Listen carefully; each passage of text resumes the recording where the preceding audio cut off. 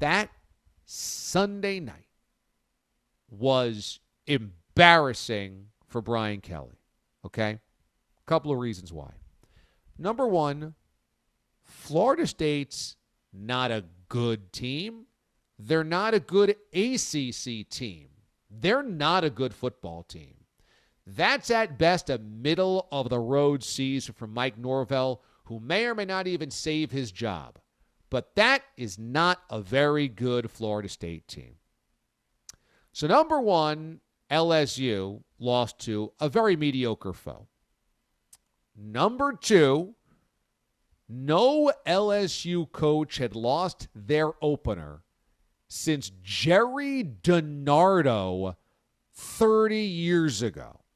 Okay, so they've had the Ed Ogerons, they've had the Les Miles, go down the list, guys that have been fired, and none of them lost their opener. So historically speaking, this is a bit of a black eye for Brian Kelly. But also, what was the reason Brian Kelly was hired and given $10 million a year in Baton Rouge? It was because, well, we got a lot of talent here, but we just don't have the I's dotted, the T's crossed, the right discipline. We're a little bit too loosey-goosey. Right? This is what has happened to LSU. It's that they've got so much talent that even guys like Les Miles and Ed Ogeron, who wouldn't ever get jobs after they got fired at LSU, or at least good jobs, could still win a national championship because the talent is so extraordinary and the resources are so great at LSU that, hey, even they can win a championship.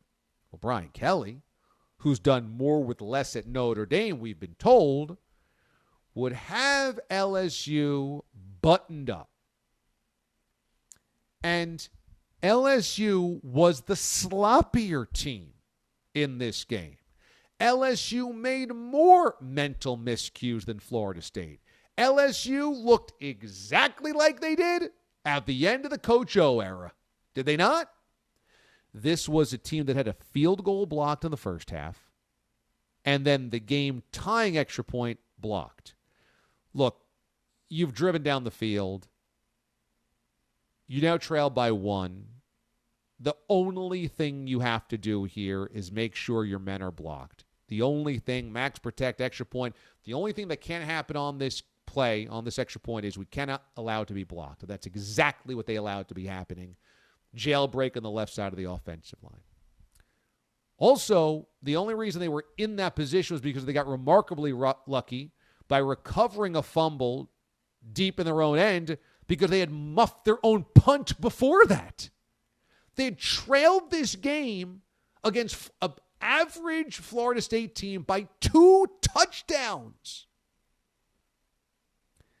And then, of all things, they drive down the field in the blink of an eye, 99 yards, get the game potential tying touchdown on the final throw of the game, and instead of using that momentum to go for 2 and get the win and get out of there, Brian Kelly decides instead of going for 2, kick the extra point, and that's when it's blocked. It was all the hallmarks of a Coach O team, which is not what you want.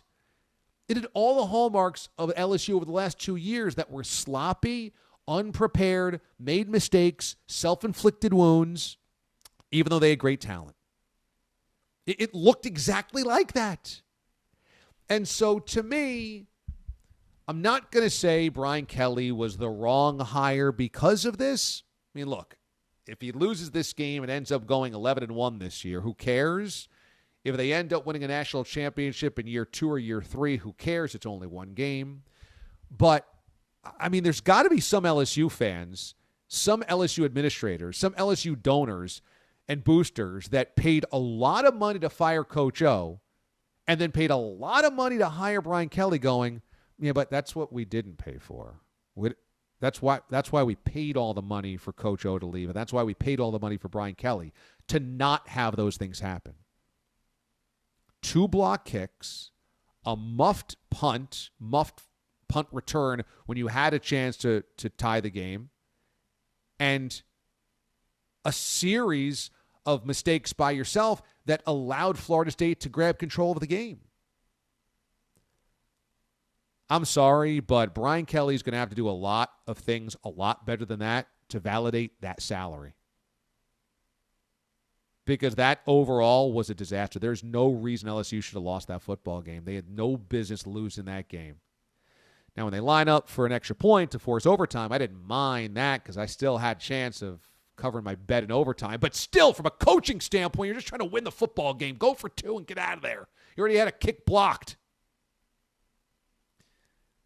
Whereas I know there's going to be a lot of scrutiny on Brian Kelly and his family and his weird press conferences and his fake accent and his ridiculous videos with recruits and the stop motion stuff that got on social media, him preening for the camera like it was some type of 1990s hip-hop music video, and he looked awkward and ridiculous doing it. And I know he's going to say some weird things like we've got to teach our guys to tackle better.